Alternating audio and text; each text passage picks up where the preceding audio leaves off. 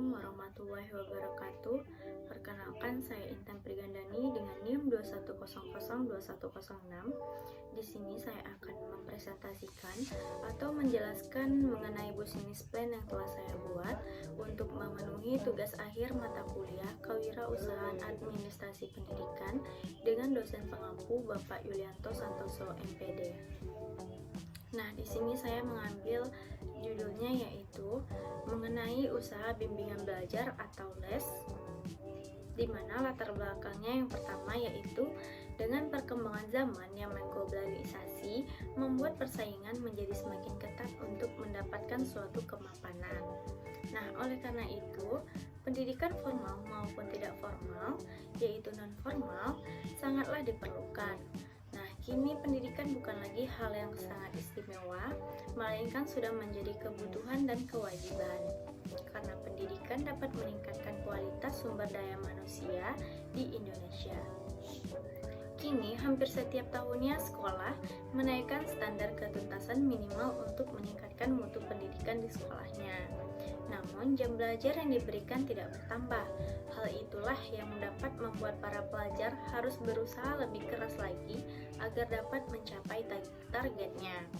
Oleh karena itu, pendidikan di luar sekolah juga memiliki peranan yang tidak kalah penting, seperti bimbingan belajar atau yang biasa disebut dengan bimbel.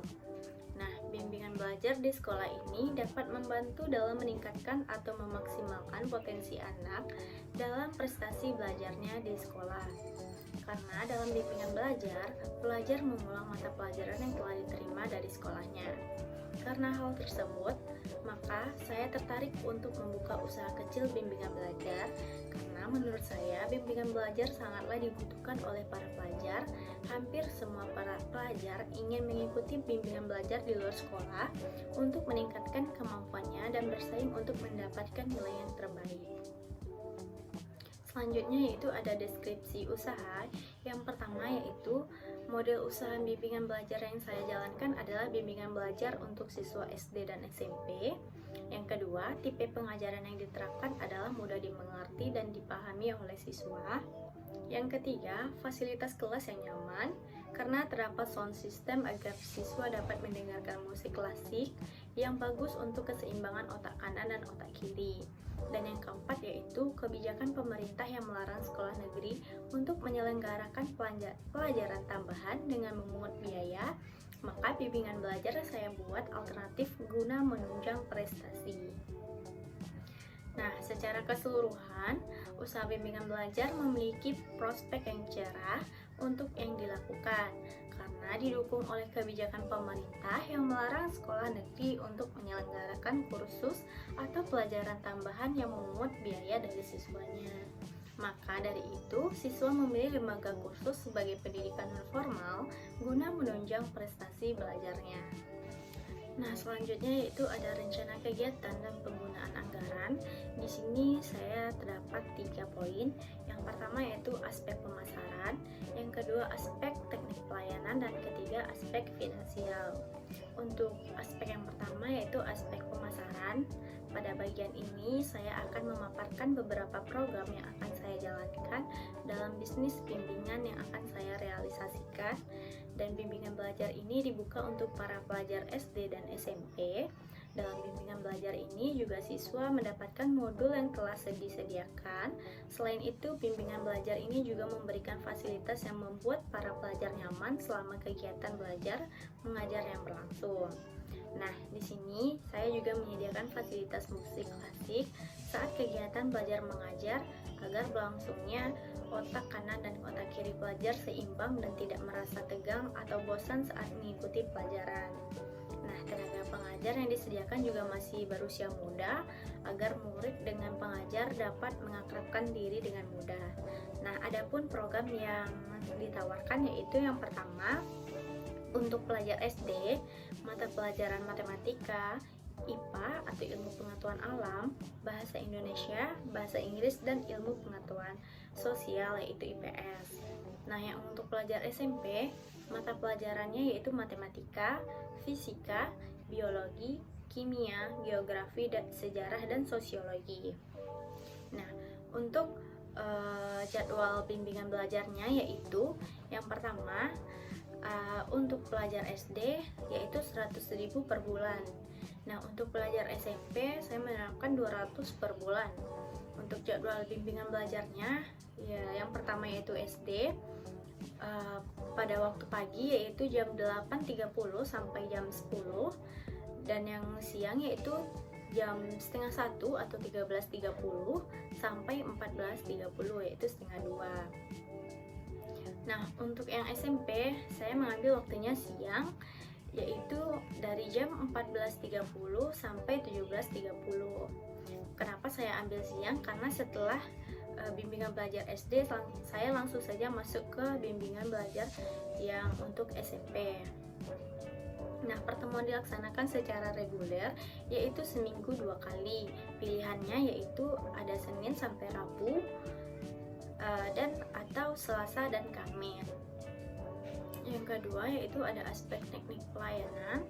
Di sini usaha yang akan saya dirikan yaitu bermodalkan tempat yang dimiliki oleh orang tua saya. Pemanfaatan tempat tersebut cukup strategis karena sekitar 100 meter dari lokasi terdapat satu sekolah dasar dan tidak jauh lagi terdapatnya satu sekolah menengah pertama yaitu SMP dengan kapasitas tempat yang dapat dibuat 4 ruangan yang dapat digunakan sebagai kelas dan ruang para tentor. Setiap kelasnya dapat menampung 15 siswa dan maka keseluruhan dapat menampung 45 siswa. Dengan fasilitas yang standar diharapkan dapat meminimalisir cost dan variabel cost, karena dalam usaha ini saya tidak menyediakan fasilitas yang mewah, tetapi kami menyediakan pengajaran yang berkualitas. Nah, dalam pelaksanaannya kegiatan bimbingan belajar ini akan mendekatkan antara siswa dengan tentornya agar terjalin komunikasi yang baik dan keharmonisan.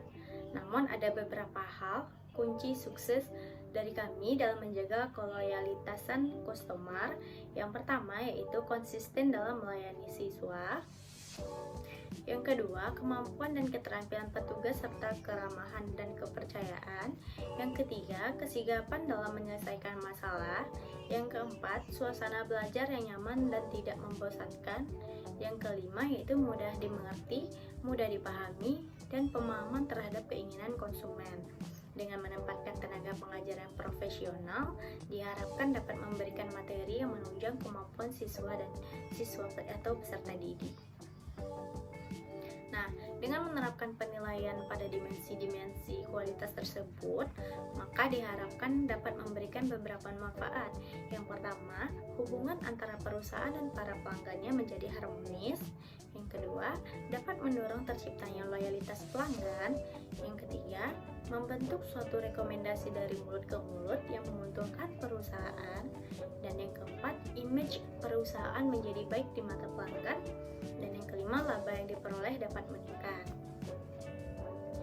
Selanjutnya yaitu poin aspek finansial. Nah, pada aspek finansial ini saya menerapkan yaitu anggaran-anggaran seperti biaya renovasi dan persiapan tempat kursus, yaitu saya menerapkan anggarannya yaitu 20 juta. Dan untuk biaya pekerjaan sipil saya menerapkan yaitu biayanya 5.500.000. Dan untuk perabotan dan peralatan belajar mengajar saya menerapkannya yaitu dengan harga 15 juta. Dan perlengkapan administrasi saya menerapkannya yaitu 7.500.000. Selanjutnya yaitu perlengkapan administrasi saya taruh harga dengan 7.500.000. Dan untuk biaya beroperasinya yaitu 8 juta.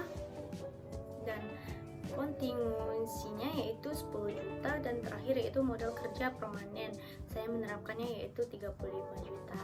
Untuk total keseluruhannya yaitu di sini saya menjumlahkannya yaitu jumlahnya dari semua aspek finansial yang sudah saya tulis dan saya ketik di dalam makalah ini, totalnya yaitu 101 juta. Baiklah, mungkin sekian penjelasan Business Plan yang telah saya buat mengenai usaha bimbingan belajar atau bimbel untuk memenuhi tugas akhir mata kuliah kewirausahaan administrasi pendidikan dengan dosen pengampu Bapak Yulianto Santoso, MPD. Maaf apabila ada kesalahan dan kekurangan, saya mohon maaf. Assalamualaikum warahmatullahi wabarakatuh.